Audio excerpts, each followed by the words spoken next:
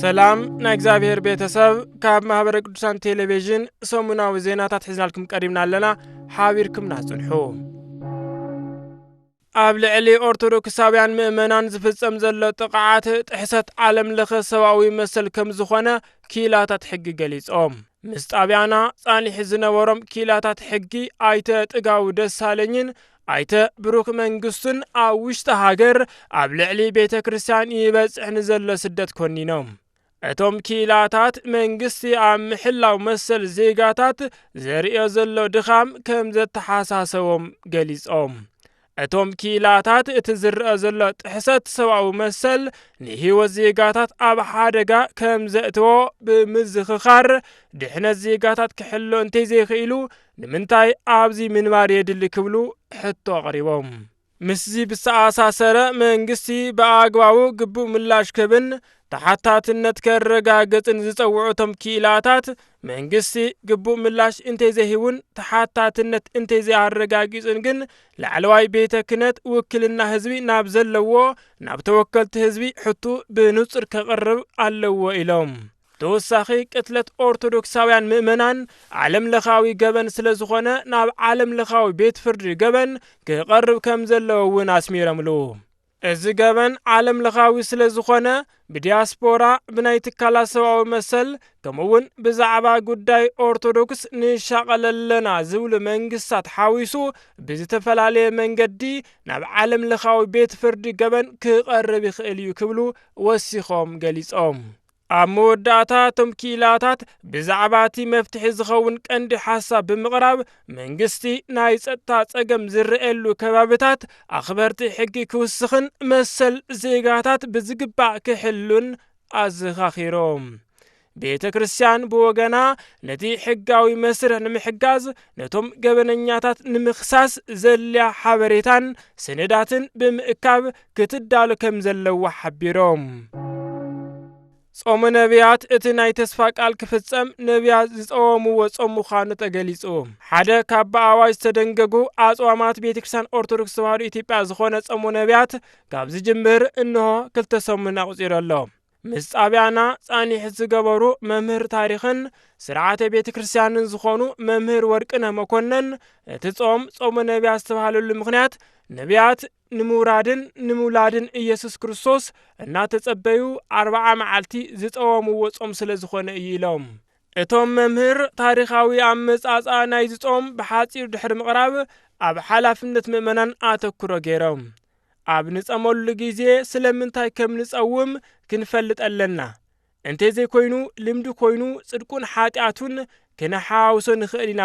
ብምባል ኣጠንቂቖም ብተወሳኺ ምእመን እቲ ጾም ብኸመይ ተጀመረ መዓዝ መጸ እቶም ዝጸወምዎ ሰባት ኸ እንታይ ዓይነት ረድኤትን በረኸትን ረኺቦም ብምባል ክሓትትን ንርእሱ ካብ ሓጢኣት ርሒቑ ልቡን ሰይሩ ረድኤት እግዚኣብሔር ንምርካብ ክጽዕርን ይግባእ ክብሉ መልእኽቶም ኣመሓላሊፎም ኣብ ልዕሊ ቤተ ክርስቲያን ኦርቶዶክስ ተዋህዶ ኢትዮጵያ ንዝተዘርግሑ ናይ ሓሶት ተረኻት ንምምካት መጽናዕቲ ይካየድ ከም ዘሎ ተሓቢሩ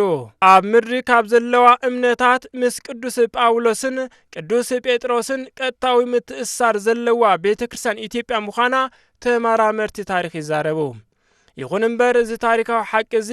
ንጎድኒ ብምግዳፍ ብዝተፈላለዩ ኣካላት ናይ ሓሶት ተረኻት ኣብ ልዕሊኣ ክዝርግሑ ይርአ ነዚ ንምእራም ድማ ማህበረ ቅዱሳን ሰፊሕ መጽናዕትን ምርምርን የካይድ ኣሎ ማህበረ ቅዱሳን ነዚ ዓሚቕ ጸገም ንምፍታሕ ሰፊሕ መጽናዕቲ የካይድ ከም ዝጸንሐ ኣባል እቲ መጽናዕቲ ጉጅለ ዝኾኑ ዲያቆን ዶክተር ታደሰ ዘርፉ ገሊጾም እቲ ብሰለስተ ዙርያታት ዝተዛዘመ መጽናዕቲ ዲያቆን ዶክተር ታደሰ ዘርፉ ከም ዝገለጽዎ እቲ ማሕበር ብዘካየዶ ሳልሳይ ዙር መጽናዕትን ምርምርን ኣብ ልዕሊ ቤተ ክርስቲያን ብዝተወደበን ብዝተዋደደን መልክዑ ከፍጸሙ ዝጸንሑ ናይ ሓሶት ተረኻት ከም ዝተፈለዩ ኣፍሊጦም እቲ ጉጅለ ካብ ጥንቲ ጀሚሩ ክሳዕ ሎሚ ዘሎ ታሪኽ ንምምርማር ንብዙሕ ግዜያት ሰሪሑ ስራሑ ዛዚሙ ውጽኢቱ ንህዝቢ ኣቕሪቡ እዩ እቲ መጽናዕቲ ኣብ ልዕሊ ቤተ ክርስቲያን ዝተፈጸሙ ሓሰተኛ ተረኻት ብዋናነት ኣብ 3 ዘርፍታት ከፊሉ ከም ዝረኣዮ ዲያቆን ዶክተር ታደሰ ኣረዲኦም محبرة بوليتيكاو تحسو زلوم تاريخات إيكونومياوي تحسو زلوم تاريخات سينمولوكوتاوي تحسو زلوم تاريخات أزوم نحاسو تاريخات نزمانات بزتودبن بزتوادلن ملكو يفتصم كم زنبرو بمزنعتي بملكات كم تخعله እቶም አባል ጉጅለ ገሊጾም እቲ ቀንዲ ዕላማ ድማ ቤተ ክርስቲያን ዘይኮነቶ ኮይና ዘይገበረቶ ጌራቶ ብምባል ስማ ንምጽላም ዝዓለመ ስራሕ ምዃኑ ተሓቢሩ ንመፍትሒ ዝኾኑ ስራሕቲ ነቶም ዝተረኸቡ ናይ ሓሶት ተረኻት ንምቕራፍን ሓቂ ንምምላስን ናይ ሓጺር ማእኸላይን ነዊሕን ግዜን ትልሚ ዘልዩ ሰለስተ ቀንዲ ዕላማታት ተለልዮም ኣብ ስራሕ ሙዓሎም ዲያቆን ዶክተር ታደሰ ወሲኾም ገሊጾም ኣብ መወዳእታ ጸገማትን ትፍጠሩ ኣብ ጸገሙ ጥራሕ ምትኳር ናይ መፍትሒ ኣካል ዘይምዃን ዋጋ ከም ዘኽፍል ኣጠንቂቖም ብምዃኑ እውን ምእመናንን ሰብ ብጽሒት ኣካላትን ኩሎም ካብ ምቁዛምን ምሕዛንን ምጽጻትን ርሒቖም ናብ ተግባራዊ ስራሕ ከኣቱ ከም ዝግባእ መልእኽቶም ኣመሓላሊፎም ንዝተረኸቡ ናይ ሓሶት ተረኻት መፍትሒ ንምሃብ ዘኽእሉ ስራሕቲ እናተፈጸሙ ከም ዝኾኑ ድማ ወሲኾም ኣረዲኦም ኣብ አውሮፓ ዝነብሩ ኢትዮጵያውያን ነቲ ኣብ ኢትዮጵያ ይፈጸመሎ ዝብልዎ ዘለዉ ቅትለት ብሰልፊ ተቃውሞኦም ገሊጾም እቲ ተቃውሞ ኣብ ከባቢ ጀርመን ብዝርከባ 26 ኣብያተ ክርስቲያናት ኣብ ከተማ በርሊን ዝተኻየደ እዩ ኣብ ጀርመንን ጎረባብቲ ሃገራት አውሮፓን ዝነብሩ ኢትዮጵያውያንን ትውልዲ ኢትዮጵያውያንን ኣብ በርሊን ተኣኪቦም ኣብ ልዕሊ ምእመናን ቤተ ክርስቲያን ኦርቶዶክስ ተዋህዶ ዝፍጸም ዘሎ ቅትለት ግፍዕን ምዝባልን ተቃውሞኦም ኣስሚዖም ኣለዉ እቲ ሰልፊ በሃገረ ስብከት ኢትዮጵያ ኦርቶዶክስ ተዋህዶ ኣብ ጀርመንን ከባቢያን ዝርከባ ኣብያተ ክርስቲያናት ብምትሕባር ዝተጸውዐ እዩ እቶም ሰልፈኛታት ኣብ ዝተፈላለዩ ከባቢታት ዝፍጸም ዘሎ ተደጋጋምን ኮኔልካን ዝግበር ቅትለትን ዓመፅን መንግስቲ ኢትዮጵያ ዛጊድ ደው ከብሎ ከም ዘይከኣለ ገሊጾም ኣብቲ ሰልፊ ተሳተፉ ካህናትን ምእመናንን ኢትዮጵያ ጥራሕ ዘይኮኑስ ካልኦት ዜጋታት ሃገራት እውን ብሓባር ድምጾም ከም ዘስምዑ ተገሊጹ ብፍላይ ኣብ ክልል ኦሮሚያ ኣርሲ ጅማ ወለጋ ሻሸመኔ ከምኡውን ኣብ ሃረር ምእመናን ይቅተሉ ከም ዘለው ዝገለጹ ሊቀ ካህናት ዶክተር መርአዊ ብሓፈሻ ኣብ ሃገርና ግፍዒ ይፍጸመሎ ብምባል ነቲ ናብ ሰልፊ ዘውፅኦ ምክንያት ኣረዲኦም አካያዲ ስራሕ ሀገረ ስብከት ጀርመንን ከባቢያን ዝኾኑ መልአከ መዊዕ ልሳነ ወርቅ ውቤ በወገኖም ካብቶም ዝቀተሉ ወገናት ብተወሳኺ ዝተጨወዩ ዝተዓገቱ ዝተመዛበሉን ጥሪቶምን ንብረቶም ዝተመንዝዑ ብጥሜ ዝሃልቁ ዘለው ኦርቶዶክሳውያን ብምባል እዞም ወገናት እዚኦም ድማ ደገፍ ከም ዝሰኣኑ ገሊጾም ኣብ ማህበረ ቅዱሳን አሜሪካ ማእከል ጉባኤን ምክክርን ዲያቆናት ተኻይዱ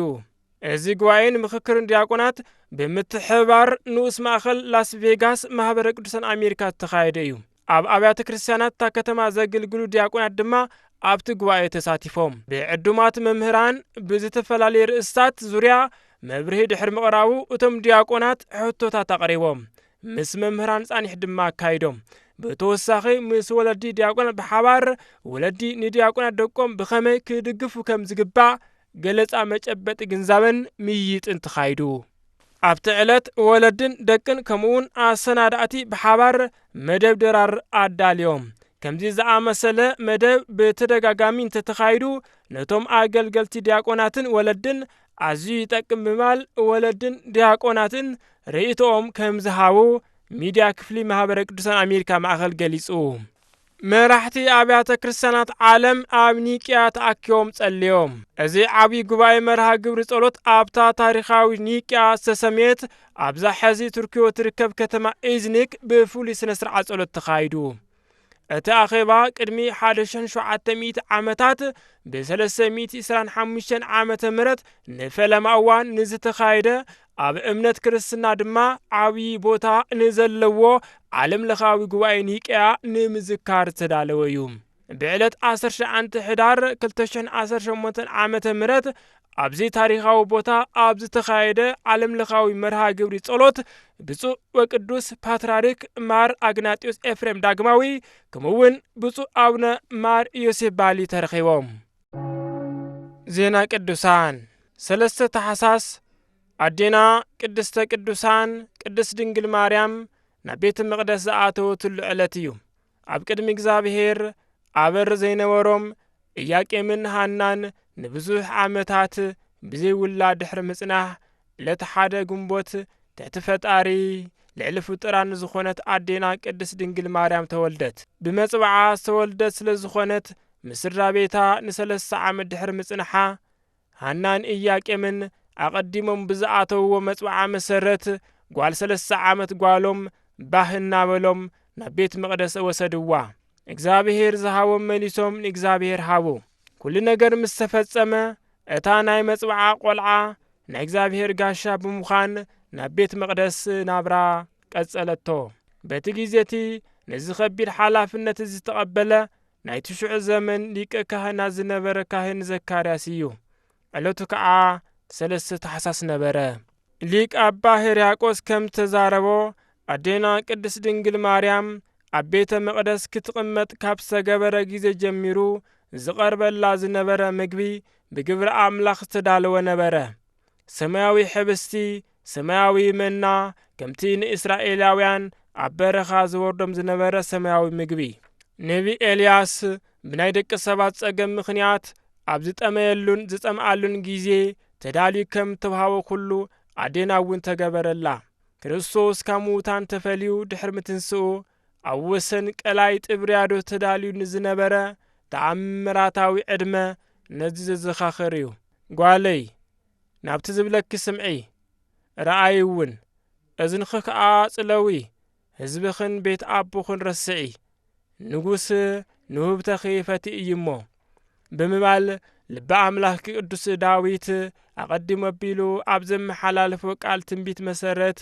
ኣብ 3 ዓመታ ካብ ቤተ ሰባባ ዝተፈለየት ወላዲት ኣምላኽ ናይ ቤት መቕደስ ናብርኣ ካብ ዝጀመረትሉ ጊዜ ጀሚራ ብካህናትን ብመላእኽትን ብዝግበረላ ዝነበረ ናይ ኣቦነትን ኣደነትን ተግባር ናይ ቤተሰብ ናፍቖት ከይፈተና ኣብ ቅድሚ ሰብን እግዚኣብሔርን ብጥበብን መጎስን ዓበየት። በዚ መንገዲ ኣዴና ቅድስት ድንግል ማርያም ኣብ ቤት መቕደስ ዝጸንሓትሉ በዚ መንገዲ ኣዴና ቅድስት ድንግል ማርያም ኣብ ቤት መቕደስ ዝጸንሓትሉ 12 ዓመታት ክኸውን ከሎ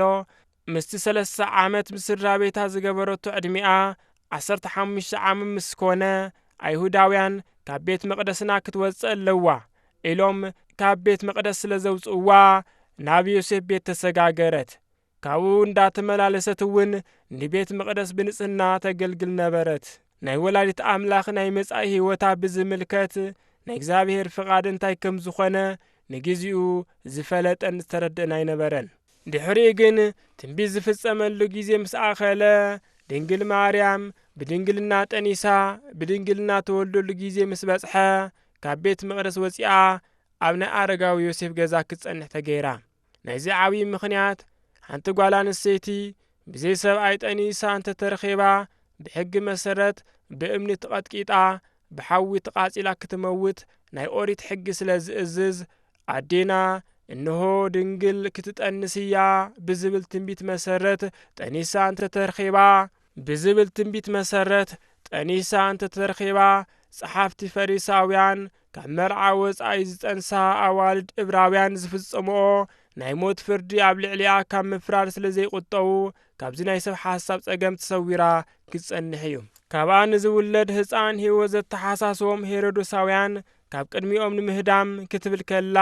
ንዝበጽሓ ናይ ስደትን ናይ ጭንቀትን ጊዜ ናይ ቀረባ ረዳእያን ሓላዊያን ኮይኑ ዝተመረጸ ምድራዊ መልኣኽ ዮሴፍ ንክኸውን ፍቓድ እግዚኣብሔር ብምዃኑ ሕፁይ ማርያም ተባሂሉ ሽሙ ክጽዋዕ በቂዑ እዩ። ብሓፈሻ እዚ ዕለት እዚ ኣዴና ቅድስተ ቅዱሳን ንጽህተ ንጹሃን ቅድስት ድንግል ማርያም ናብ ቤተ መቕደስ ዝኣተወትሉ ዕለት ስለ ዝኾነ ዓብዪ በዓል እዩ። ኩላትና ህዝቢ እግዚኣብሔር ነቲ እመ ኣምላኽ ብንጽህና ካብ ቤት መቕደስ እግዚኣብሔር ኣምላኽ ከይተፈለየት ብንጽህና ንእግዚኣብሔር ኣምላኽ እንዳገልገለት ትነብሩ ዝነበረት ናብራ እናዘከርና ንሕና እውን ብንጽህና ካብ ቤት መቕደስ ህያው ኣምላኽ ከይወፃእና ብንጽህና ክነገልግል ከም ዝግበአና ዘዘኻኽር ክቡር ዕለት ድማ እዩ። እግዚአብሔር ኣምላኽና ኣብ ቤቱ ብንጽህና ከንብረና ናቱ ሰናይ ፍቓድ ይግበረልና። በረከትን ኣማላድነትን ናይ እመ ኣምላኽን ናይ ኩሎም ሕሩያን እግዚአብሔርን ምስ ኩላትና ህዝበ ክርስቲያን ይኹን። نزعل زدالونا يوم سمونا وزينات الزياتم نيرم سلام እግዚአብሔር ምስኩላትና ይሁን